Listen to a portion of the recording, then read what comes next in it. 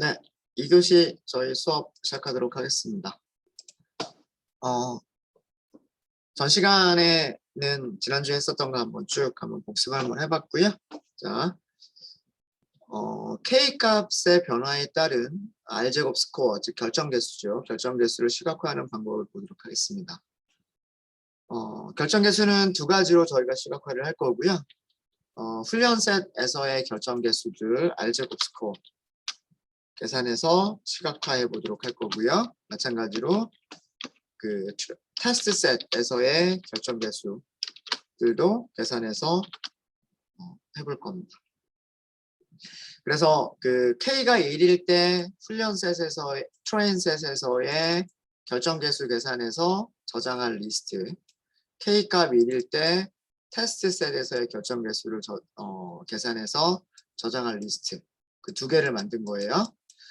그리고 이 리스트, 여기를 리스트로 만든 이유는 K 값을 1부터 10까지 변화를 시켜 나갈 거기 때문에 여러 가지 값들에 대해서 다뤄볼 거기 때문에 이렇게 했습니다. 되셨죠? 네. 자, K-values라고 하는 변수는요, arrange 함수를 이용해서 만든 배열입니다. A-range죠. 1부터 11보다 작은 숫자들, 정수로 이루어진 그 정수들의 배열이고요. K 값을 하나씩 반복을 하시면 됩니다. for K에 대해서 반복하자. K values 이렇게 하시면 되는 거죠. K 값에 따라서, 그러니까 여기에서 배열에서 첫 번째 K 값은 1, 배열에서 두 번째 K 값은 2, 배열에서 세 번째 K 값은 3, 뭐 이렇게 되겠죠. 자, K 값에 따른 모델을 만듭니다. 어떻게 만드시면 될까요? 그냥 KNN이라고만 할게요. K 네이버 K 네이버스 with less 이렇게 만드시면 되겠죠. 그리고 K 값은 N 네이버스의 K라고 주시면 됩니다. 네이버스의 K라고 주시면 되겠죠. 그러면 그 K 값에 해당하는 KNN 획이 모델이 만들어지는 거죠. 만들어지는 거고요. 자, 그 다음에는 모델을 훈련을 시키시면 됩니다. 모델을 훈련시키는 건 어떻게 하시면 되는 거예요? KNN 점 피팅을 하는 거죠. 피팅 하실 때에는 X 트레인 셋 그리고 트레인 레이블 X 트레인 이렇게 해서 모델을 훈련을 시키시면 되는 거고요. 훈련 셋에서의 평가 점수를 계산하고 저장하겠다. 이거는 트레인 셋에 무엇을 해야 돼요? 트레인 셋의 예측값을 계산을 해야 돼요. 트레인 셋의 예측값을 어떻게 하면 됩니까? predict. 여기에 무엇을 주시면 되죠? 트레인 셋을 주시면 돼요. 우리는 이 예측값을 가지고서 무엇을 계산할 건가요? 트레인 R제곱 스코어. 트레인 R제곱 스코어를 계산을 할 거예요. R제곱 스코어 어떻게 계산해요? K R2 스코어 이렇게 하시면 되죠. 여기에는 실제값은 true, 그 다음에 예측값은 predict. 실제값이 y train이고요. train, predict가 예측값이죠. R제곱 스코어를 계산하실 때 실제값과 예측값 주시면 R제곱 스코어 계산할 수 있죠. 그거를 train R2라고 한 겁니다. 이 train R2를 어디다가 하는 거예요? train 스코어에다가 append를 하는 거예요. train scores에다가 append 무엇을? train R2를 append를 하시는 거죠. 되셨죠? 자, 테스트 셋에서 하시는 것도 거의 비슷해요. 테스트 프리딕트라고 할까요? 이거 예측값 KNN.predict 예측하실 때 예측 데이터 주시면 되는 거고요. 테스트 셋의 R제곱 스코어 계산할 수가 있겠죠. R제곱 스코어 이렇게 계산할 수가 있을 거고 Y 테스트 그리고 테스트 프리딕트 이렇게 하시면 되죠. 이렇게 계산된 결정 개수를 테스트 스코어스에다가 append 테스트 R2. 네, 시각화는 밑에 셀에서 하도록 하겠습니다. 자, 이렇게 해서 그 결과를 보시면은요. 일단 트레인 스코어 출력을 먼저 한번 해보면 트레인 스코어를 출력을 해보시면 이런 값들이 나왔죠. 0.98, 0.98, 0.98, 0.97, 0.96, 0.97. 트레인 셋에서는 거의 0.98에서 0.97 그러다가 0.96으로 조금 떨어지는 모습이 조금 보이긴 하네요. 그다음에 테스트 스코어 보시면 테스트 스코어는 99%. 이거 아까 우리 그 K가 5일 때에도 아마 이런 현상이 나타났던 것 같아요. 그렇죠? 99, 97, 97, 98, 99, 98, 97, 97, 96, 97. 뭐 이렇게 나오고 있습니다. 그렇죠? 자, 저거를 시각화를 하시는 거는 이렇게만 하시면 되겠죠. PLT 점 플러스로 그려주시면 선그래프를 그리실 수 있으실 거예요. K values를 X축으로 하시면 되고요. 일단 트레인 셋부터 트레인 스코어부터 그리도록 하겠습니다. 파란색으로 그릴게요. 마커 출력하고요. 직선으로 그릴게요. 자, 이렇게 하고 레이블이라고 하고서 여기서는 트레인 스코어 그렇게 하도록 할까요? 일단 얘 먼저 그려지는지를 보죠. show 레전드 보여줄까요? 네,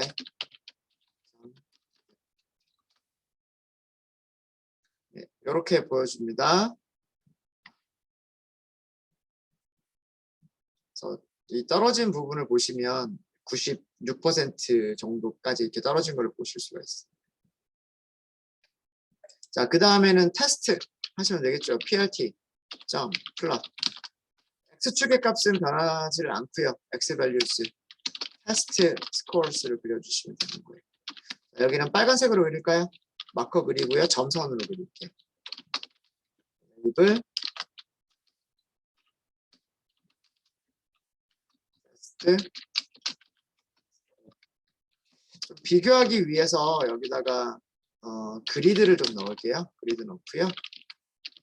X 레이블 여기는 뭐예요? K 값이죠.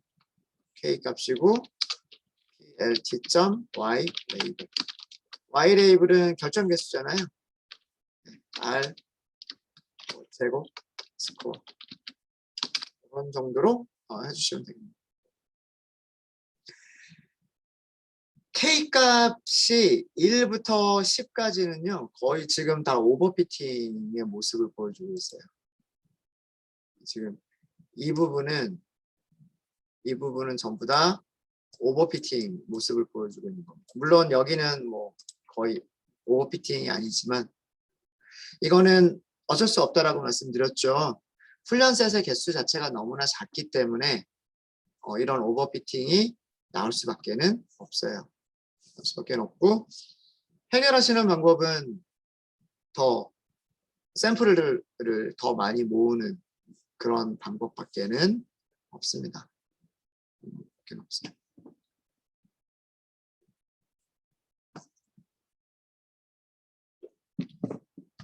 근데 K 값이 무한정 커진다고 해서 계속 더 좋은 값이 나올 거다라고는 생각하지 못한다라고 말씀드렸죠.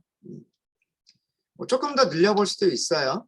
뭐 예를 들어서 여기 K values만 바꿔버리셔도 되잖아요. 뭐 여기만 더 바꿔버리셔도 되는 거니까 뭐 예를 들어서 뭐 한 14까지 가겠다라고 하면 15 이렇게 할 수도 있겠죠. 이렇게 그려보실 수 있으실 것 같고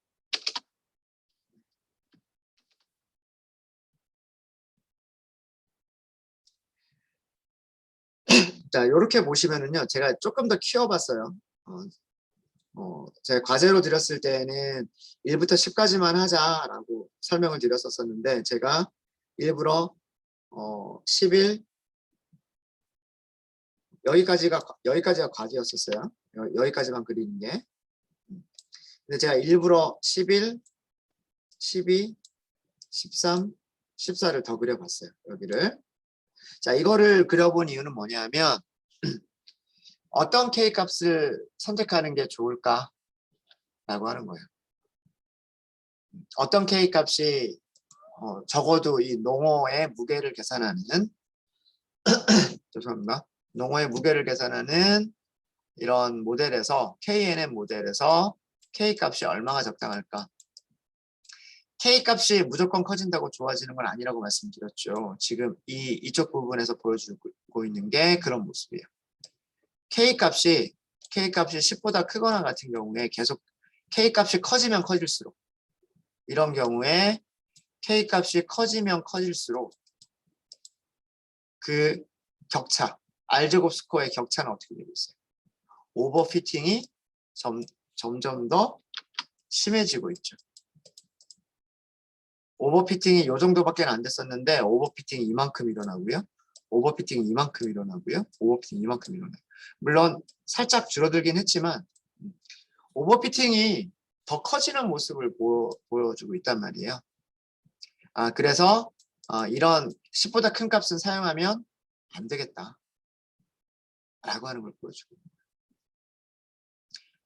적당한 K 값은 아마도 여기 훈련셋과 테스트 셋이 비슷한 훈련셋에서도 좋은 점수가 나오고 그 다음에 테스트 셋에서도 좋은 점수가 나오는 뭐 대략 한 7개 이 정도가 좋지 않겠느냐 아니면 훈련셋에서 조금 더 좋은 점수를 원한다면 훈련셋에서 조금 더 좋은 점수를 원한다면 이런 K 값도 나쁘지는 않은 거예요. 여기는 아마 3이겠죠. 3. 테스트 셋에서는 조금 안 좋게 느껴지지만 이거는 샘플 개수가 몇 개 안 되기 때문에 뭐 이런 결과를 보여주는 거고요. 적어도 여기가 훈련 셋에서 점수도 좋고 그 다음에 테스트 셋에서 점수도 그렇게 나쁜 편이 아니잖아요. 뭐 여기는 점수가 크게 차이가 없는 거잖아요. 그렇죠? 그럼 약간의 뭐 오버피팅 정도는 감수하더라도 뭐 이런 정도 혹은 아니면 이런 정도면 적당하겠다라고 하는 거예요. 그래서 K 값은 3에서 한 7 정도 사이에 있는 K 값을 사용하는 게 농어의 무게를 예측하는 데 있어서는 좋은 모델이다. 적어도 10보다 큰 숫자들은 사용하면 안 되겠다. 적어도 그런 모습을 보여주고 있는 거예요. 여기에 오버피팅이 점점 더 심해지고 있다. 오버피팅이 그런 모습을 보실 수가 있습니다. 네, 혹시 질문 있으십니까?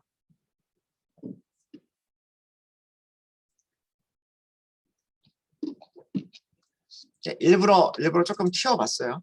여기서는 잘 되시죠? 자, 이번에는 KNN 리그레서의 문제점을 좀 보여드리도록 할게요.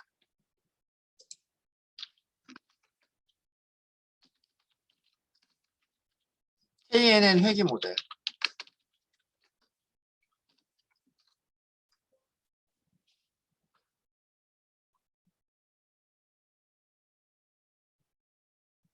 이거는 분류에서도 비슷해요.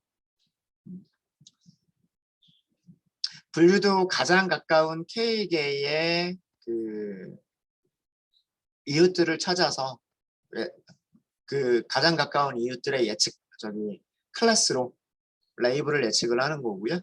회계에서도 가장 가까운 K개의 이웃들을 가지고서 숫자를 예측을 해보는 거예요. 문제는 뭐냐면 문제는 아웃라이어예요. 아웃라이어. 다시 얘기하면 평균적인 분포와 비슷하게 있는 그런 데이터가 아니라 좀 많이 떨어져 있는 그런 데이터들. 평균에서 좀 많이 떨어져 있는 데이터라든가 그런 데이터들. 그런 데이터들은 예측하는 데 있어서 안 좋은 결과를 주게 돼요. 자, 이것도요, 저희가 그 가상의 생성 데이터를 하나 만들어 가지고요. 오늘 한번 해보도록 할게요. 길이가 뭐 50cm라고 할까요?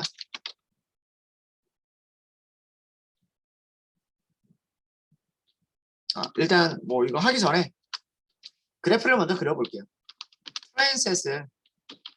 트레인셋만 다시 한번 시각화를 해볼게요. 트레인셋만 점으로 나타낼 겁니다. plt.scatter. x축은 독립변수는 저기 길이를 할 거예요. 그래서 x train 사용해 주시면 되고요. y축은 그 레이블, 즉 무게, 농어의 무게를 할 거예요. 농어의 무게. 되셨죠? 그리드 그릴게요. 그리드 그려주고요. 그리고 보여주세요. 자, 이렇게 보면 훈련셋들은 이렇게 분포를 해요. 농어의 길이는 대략 한 14cm 정도 에서부터 대략 한 45cm 정도까지 이런 분포를 보여주고 있네요. 이런 분포를 보여주고 있고, 무게는 아주 0에 가까운 그런, 그러니까 작은 물고기 같은 경우에는 무게가 정말 얼마 안 나고요. 큰 물고기 같은 경우에는 1kg이 넘는 그런 물고기들도 있어요. 그런 농어도 있어요. 그렇죠? 자, 여기에다가 가상의 물고기를 한번 만들어 보도록 하겠습니다. 가상의 농어를 하나 만들어 볼 건데, 추세로 봐서는 이런 추세로 봐서는 조금 더 큰 농어가 발견될 수도 있지 않을까요? 그죠? 조금 더 큰 농어가 발견될 수도 있을 거고, 만약에 그런 농어가 있다면 무게가 얼마나 될까? 이렇게 예측을 해볼 수도 있겠죠. 그래서 길이를 45cm보다 조금 더 키워볼게요. 길이가 50cm. 그래서 제가 아까 50cm를 하려고 했던 거고요. 길이는 50cm, 무게가 한 1500g 정도면 되지 않을까요?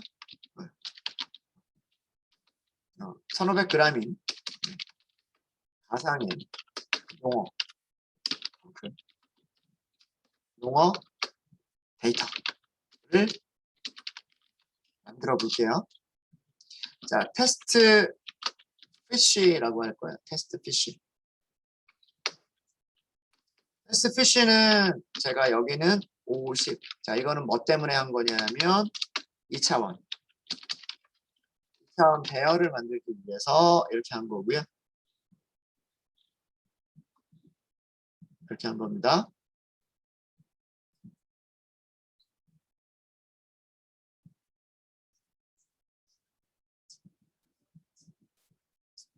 테스트 피쉬 W라고 할까요? 웨이트. 테스트 피쉬 랭스라고 할게요. 죄송합니다. 이게 랭스죠. 이게 랭스. 죄송합니다. 이게 위드스. 웨이트. 여기는 1500이라고 할게요. 이렇게 한 거는 뭐 때문이냐면, 이렇게 한 거는 1차원 배열로 해요.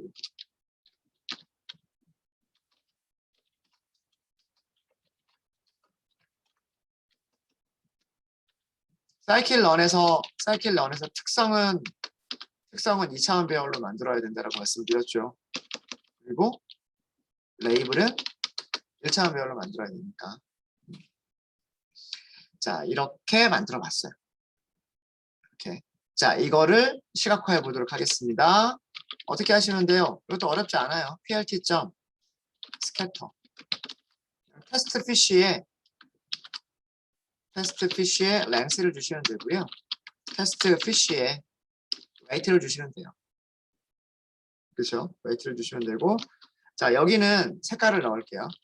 컬러를 빨간색으로 해볼게요.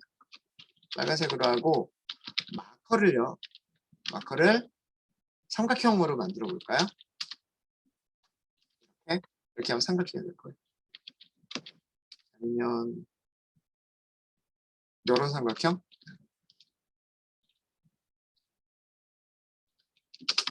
볼까요? 네, 이렇게 만들어줬어요. 제가 여기를 50cm, 여기를 1500이라고 잡은 이유는 뭐냐면 대략적인 경향을 보면 이렇게 올라가는 모습이 그죠? 이렇게 길이와 무게가 이렇게 증가하는 모습이 대략 50cm 정도면 1500g 정도 되지 않을까. 그런 생각에 가상의 물고기를 한번 만들어 보겠습니다. 자, 실제로 이런 물고기가 있다라고 생각을 해볼게요. 실제로 50cm고 1500g이 나가는 1.5kg이 나가는 그런 물고기가 있다고 생각을 해볼게요. 자, 이 물고기 입장에서는 가장 가까운 이웃들이 어디에 있을까요?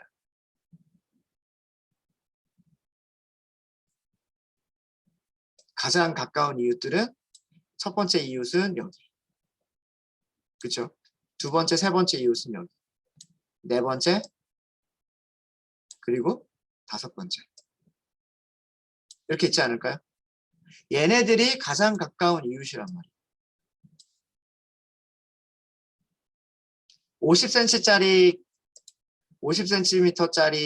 생선 입장에서는 44cm, 43cm, 42cm, 40cm 요런 길이를 가지고 있는 녀석들이 가장 가까운 녀석들이란 말이에요. 그렇죠? 맞아요? 맞죠? 자, 그러면 예측값 어떻게 예측할까요? 얘네들의 평균값을 예측할 거란 말이에요. 몇 그램 정도로 예측할 것 같으세요? 가장 가까운 이웃 5개를 찾았어요. 찾았는데 그 5개는 1000g 하고요.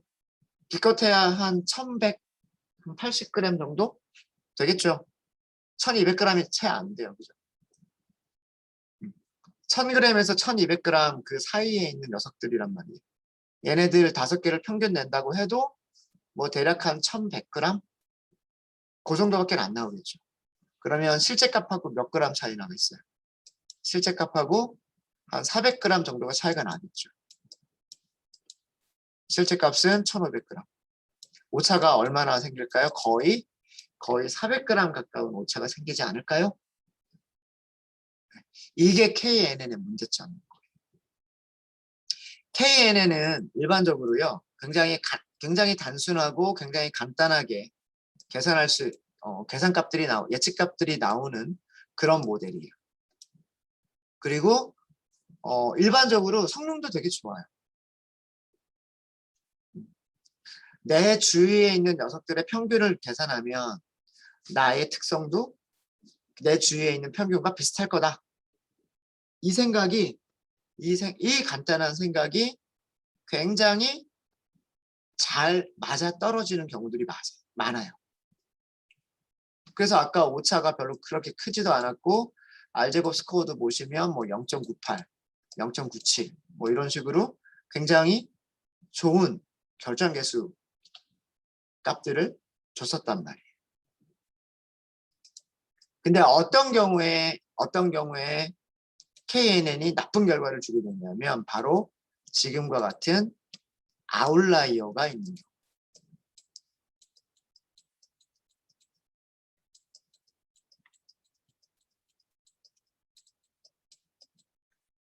훈련셋에 아웃라이어가 있든 아니면 우리가 예측하고 싶은 녀석한테 아웃라이어가 있든 아웃라이어에 대한 예측은 굉장히 나쁜 값을 주게 돼요. 왜냐하면 가장 가까운 이웃들을 찾는다고 이쪽에 테스트 셋이 없으면 이 근방에 테스트 셋이 없으면은요 가장 가까운 이웃들을 찾는다고 해도 저 멀리까지 가야 가장 가까운 이웃을 찾을 수가 있는 거예요.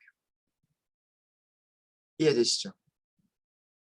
내 주위로 가까운 이웃들이 없기 때문에 더 멀리 가봐야 5개의 뭐 혹은 3개의 가장 가까운 이웃들을 찾게 되는 거랍니다. 그럼 그 멀리 떨어져 있는 녀석들의 평균은 나의 실제 값하고는 많이 다른 경우가 일반적이에요. 이게 KNN의 문제점입니다. 자, 위쪽에서 우리가 아마 KNN 리그레서라고 하는 녀석이 있었을 거예요. KNN 요거 말고요. 반복문 안에서 사용했었던 거 말고 KNN 리그레서라고 하는 게 있었죠. 저 KNN 리그레서를 가지고서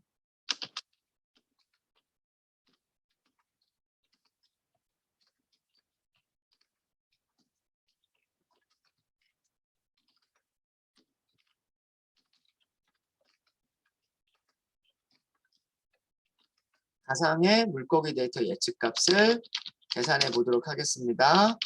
변수 중에 KNN 리그레서라고 하는 녀석이 있을 거예요. 그렇죠? 여기 이웃의 개수가 5개. 그죠? 5개. 거리는 유클리디안 거리를 사용하는 녀석이었죠. 자, 이걸로 예측값을 하는 거예요. 테스트 피쉬 예측 프리딕트 이렇게만 할까요? 예측하려면 프리딕트 이렇게 하시면 되죠. 여기에 2차원별로 하는 거예요. 여기에 2차원별로 쉐입을 맞춰주셔야 돼요. 반드시 이런 쉐입을 맞춰라 라고 되어 있어요. 쿼리의 개수라고 하는 거는 샘플 개수를 얘기하는 거고요.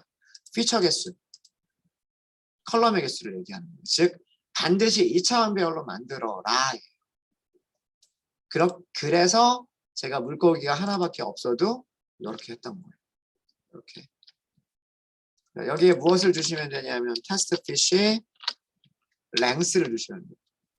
테스트 피쉬 랭스를 주시면 되고요. 그 예측값을 출력을 해볼게요.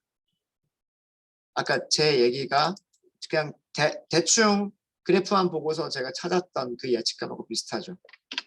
가장 가까운 5개를 찾아서 걔네들의 평균 계산하면 뭐 1100g 정도밖에 안 될 거다 라고 말씀드렸는데 1010g이군요. 1010g.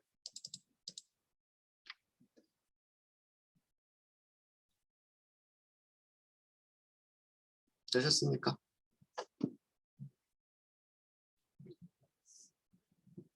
왜 그러냐면 가장 가까운 이웃들이 어디 있는 녀석들이었기 때문에 가장 가까운 이웃들은 여기 있는 녀석들이었기 때문에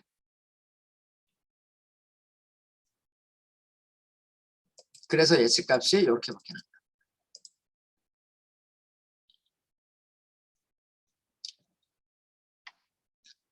KNN 모델에서는 가장 가까운 이웃들의 인덱스를 찾을 수 있다고 말씀드렸죠.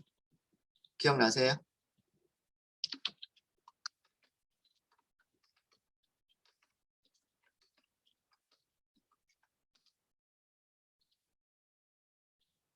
KNN 리그레서에는요. 리그레서에는 무슨 메소드가 있냐면 K neighbors라고 하는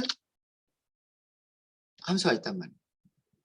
여기에 우리가 알고 싶은 샘플을 넘겨주면 그 샘플에서 가장 가까운 이웃들을 넘겨준단 말이에요.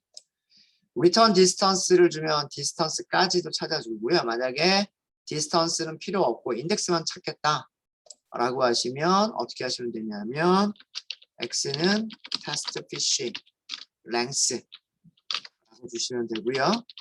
리턴 디스턴스를 false로 하게 되면 이렇게 하면 얘가 무엇을 주는 거냐면 네이버들의 이웃들의 인덱스를 주는 거예요.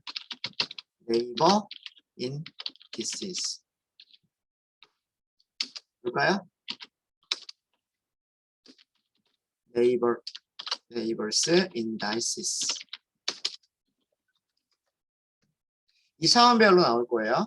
2차원별로 나올 텐데 34번, 인덱스 34번이에요. 인덱스 34번, 인덱스 14번, 인덱스 8번, 인덱스 40번, 인덱스 6번이에요.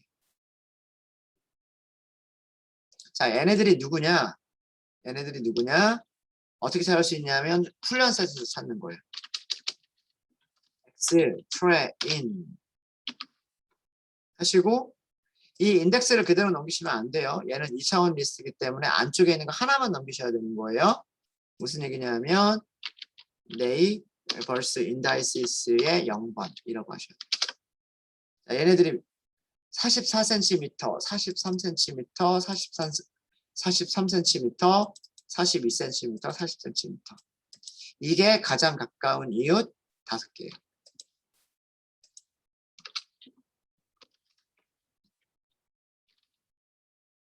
여기에 0번이라고 하셔야 보여드릴게요. 출력을 하죠.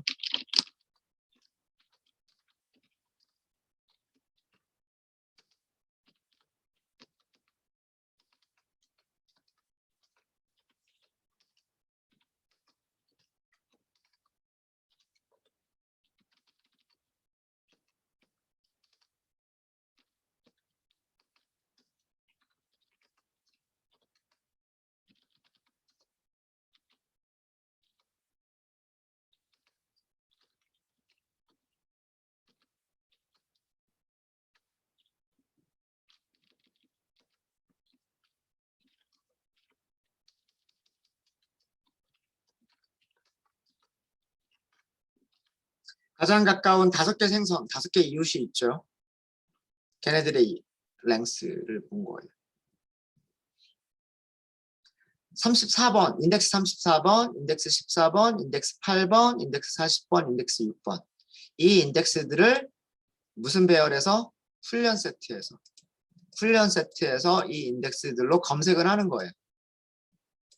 얘네들이 누구냐? 아까 제가 여기서 보여드렸던 이 녀석들이. 여기 5개. 아마도 여기가 44. 아마도 여기가 뭐 43. 여기인 것처럼 보여요. 그런 것처럼 보입니다. 44, 43, 43, 42, 40 이렇게. 이 5개의 무엇을 계산했으니까 이 5개의 무게들을 계산했으니까 어떻게 된 거다? 얘네들이 나온 거예요.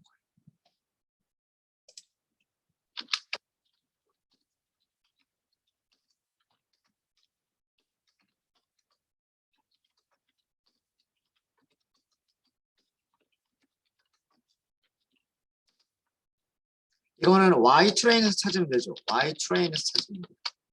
Y트레인에서 인덱스를 네이버 인덱시스 이렇게 하시면 되죠. 그러니까 44cm짜리는 1000g이었던 거예요. 43cm짜리가 1100g, 43cm짜리가 1000g, 42cm짜리가 1100g, 40cm짜리가 850g. 얘 때문에 조금 차이가 컸군요. 아마 어떻게 찾은 건지 아시겠죠? 얘네들. 이렇게 가장 가까운 이웃들을 실제로 찾아보면 이런 모습을 볼 수 있다라고 합니다. 이게 KNN의 문제점입니다.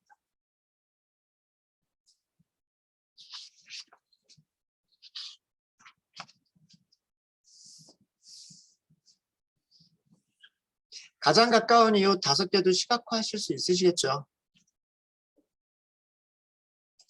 이게 X좌표, 이게 Y좌표. 그러면 그래프 시각화하는 거는 여기다가 plt.plot 스캐터 하고서 가장 가까운 이웃도 시각화를 할 수가 있을 거예요. 아마 제가 말씀드린 대로 얘네들일 거예요. 여기 4개랑 여기는 아마도 얘네들이 같은 라인에 있는데 아마 이 녀석을 찾았던 것 같아요. 850g짜리. 무슨 얘기인지 아시겠죠? 여기가 1100g짜리가 2개가 있고 1000g짜리가 2개가 있고 하필이면 같은 40cm짜리인데 850g짜리를 찾아버렸단 말이에요. 위쪽에 있는 녀석들이 아니라 아래쪽에 있는 녀석. 여기에서의 평균을 계산한 것 같습니다.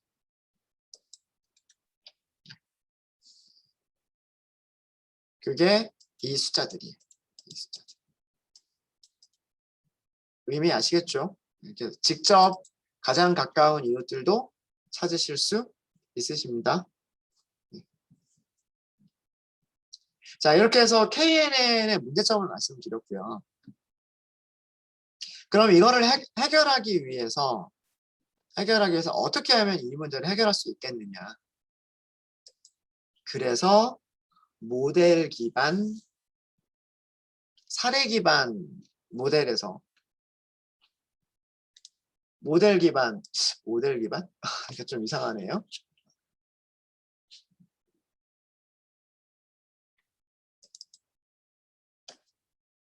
인스턴스 베이스드, 모델 베이스드라고 얘기를 하긴 하는데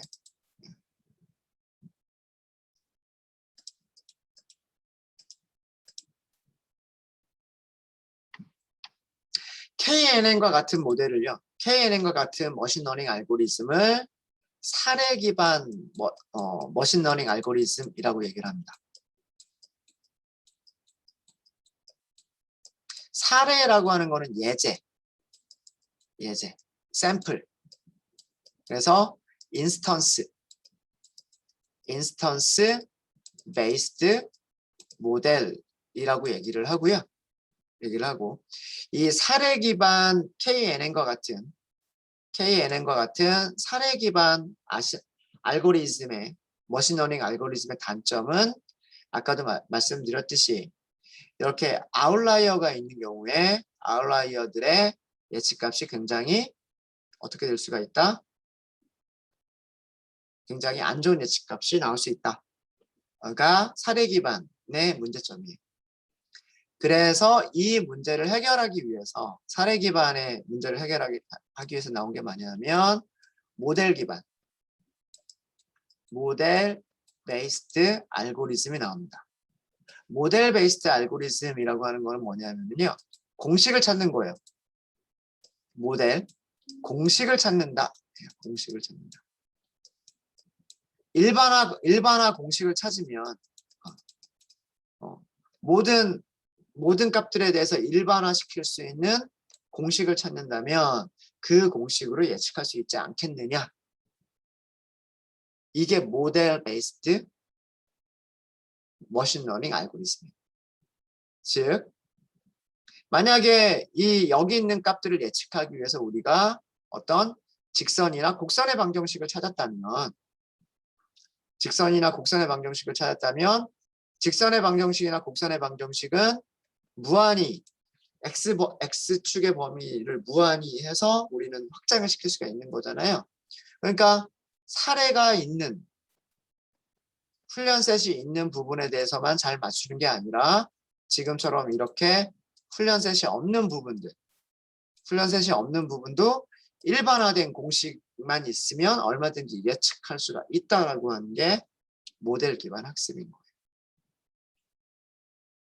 사실 모델 기반은 자연과학이나 공학 쪽에서 굉장히 많이 사용하는 방법입니다. 여러분들 혹시 중고등학교 때 F는 MA라고 하는 물리학 공식을 혹시 들어보신 분 들어보셨겠죠? 요 정도는 다 한 번씩은 들어보셨잖아요. 한 번씩은. 그죠? 네. 자, 이게 뭐냐? 이게 바로 일반화 공식인 거예요. 어떤 물체의 질량과 어떤 물체의 가속도를 측정을 하면 그 물체에 적용된 힘의 크기를 계산할 수 있다. 라고 하는 거거든요.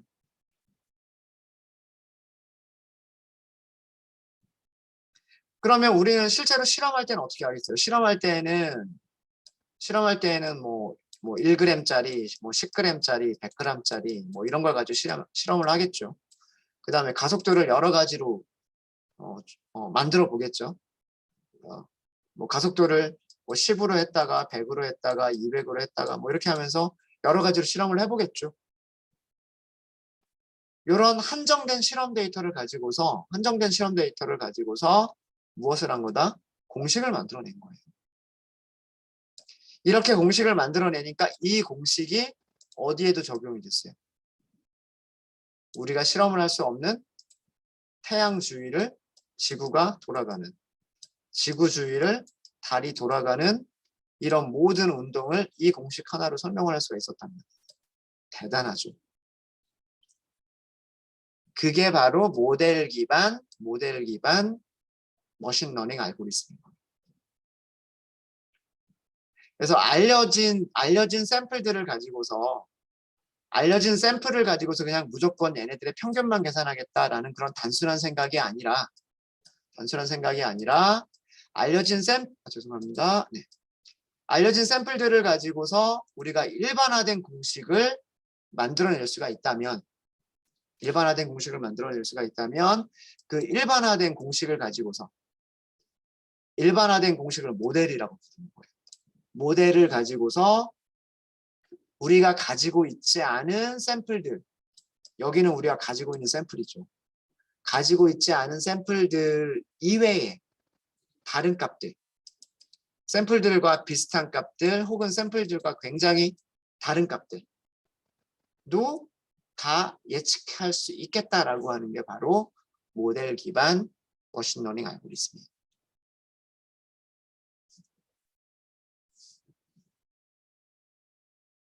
사실 이런 그 일반화의 힘은 정말 엄청난 겁니다. 사람들이 실제로 실험을 해볼 수 있는 환경은 제한적이란 말이에요. 뭐 무게를 지구 무게만큼을 뭐 직접 움직이고 이럴 수는 없잖아요, 사람이. 그렇죠? 뭐 사람이 직접 뭐 테스트 해볼 수 있는 그런 물체들은 뭐 1kg짜리, 2kg짜리, 뭐 3kg짜리 이런 정도랄 거란 말이에요. 그리고 속도도 무한정 크게나 무한정 작게 이렇게 못하죠. 할 수 있는 범위 안에서는 실험을 할 거랍니다. 근데 그 실험된 데이터들을 가지고서 무엇을 만들어내면 공식을 만들어내면 그 공식이 전 우주에서 일어나는 어떤 행성들의 움직임까지도 혹은 여러분들 뭐 세포 안에서 일어나는 아주 작은 분자들의 움직임도 이런 공식 하나로 일반화를 시킬 수 있다라고 하는 게 모델 기반의 장점인 거예요. 네. 무슨 얘기인지 아시겠죠? 네. 자, 그래서 정리를 좀 할까요? 네.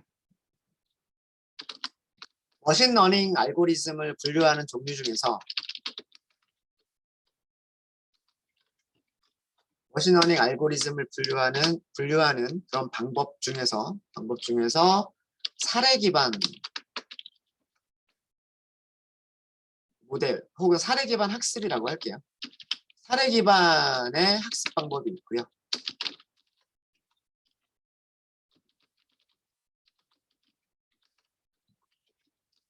사례 기반 머신러닝이 있는 거고, 또 뭐가 있냐면 모델 기반 머신러닝이 있는 거예요.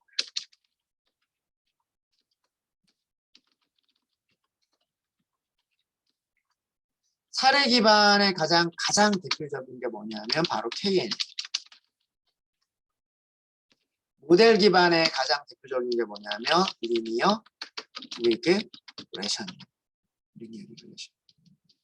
그래서 리니어 리그레션을 이용하면 KNN에서 아웃라이어들의 그런 예측값들이 굉장히 안 좋다라고 하는 것을 해결할 수가 있어요. 물론 항상 그런 건 아닙니다. 때로는 KNN이 훨씬 더 좋은 예측 결과를 만들어내는 경우들도 있어요. 모델 기반이 항상 더 좋은 결과를 만들어낸다는 아니에요. 그럴 수도 있겠다라고 하는 거예요. 네, 무슨 얘기인지 아시겠죠?